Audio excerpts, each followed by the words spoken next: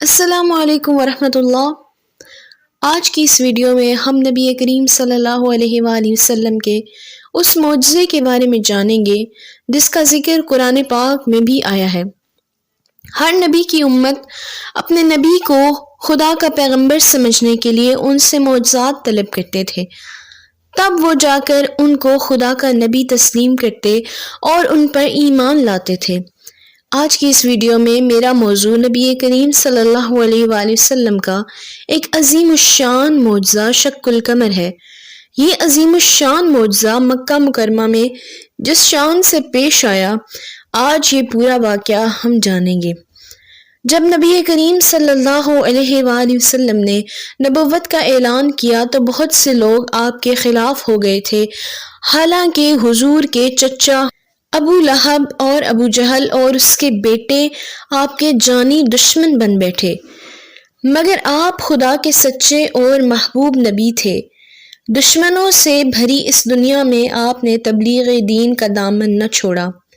ابن عباس بیان کرتے ہیں کہ یہودیوں کے دینی پیشواؤں نے رسول اللہ صلی اللہ علیہ وآلہ وسلم کی خدمت میں حاضر ہو کر کہا کہ اے محمد صلی اللہ علیہ وآلہ وسلم، اگر آپ خدا کے سچے نبی ہیں تو ہمیں اپنے معجزات دکھائیں، کیونکہ ہر نبی معجزہ لے کر آیا ہے، لہٰذا آپ ہمیں اپنا ایک معجزہ دکھائیں۔ چاند کو 2 ٹکڑے کر کے دکھائیں، تب ہم آپ کو پیغمبر خدا تسلیم کریں گے۔ حضرت محمد صلی اللہ علیہ وآلہ وسلم نے ان لوگوں سے کہا کہ اگر میں ایسا کر کے دکھاؤں تو کیا آپ مجھے نبی تسلیم کریں گے؟ تو انہوں نے کہا کہ بے شک ہم آپ کو نبی تسلیم کریں گے۔ تو اسی وقت اللہ نے جبریل امین کو حکم دیا کہ وہ میرے محبوب کو، میرے مطلوب کو، میرے پیارے حبیب کو میرا پیغام دے۔ حضرت جبریل نے اللہ کے حکم سے آپ کی خدمت میں حاضر ہو کر عرض کیا کہ یا رسول اللہ صلی اللہ علیہ وسلم، ان سے کہہ دیں کہ یہ لوگ اس وقت چلے جائیں اور اس وقت آئیں جب 14ویں رات کا چاند چمک رہا ہو۔ حضور نبی رحمت صلی اللہ علیہ وآلہ وسلم نے اللہ تعالیٰ سے دعا کی کہ یہ لوگ جیسا چاہتے ہیں ان کو ویسا دکھا دیں۔ تب اللہ تعالیٰ نے آپ کی دعا کو قبول کیا۔ آپ نے انگلی سے اشارہ کیا تو چاند 2 ٹکڑے ہو گیا، ایک ٹکڑا جبل ابو قبیس پر اور دوسرا ٹکڑا دوسرے پہاڑ پر چلا گیا۔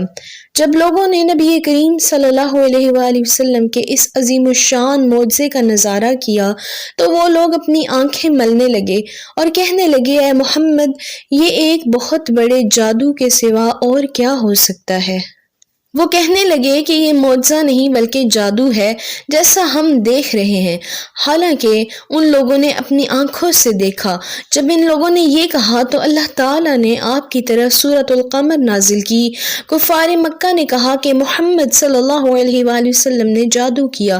تب ان کی جماعت میں سے ایک جماعت نے کہا کہ اگر یہ جادو ہے تو مکہ کی سرزمین کے باہر کسی مسافر کو یہ معجزہ دکھائی نہ دیا ہوگا۔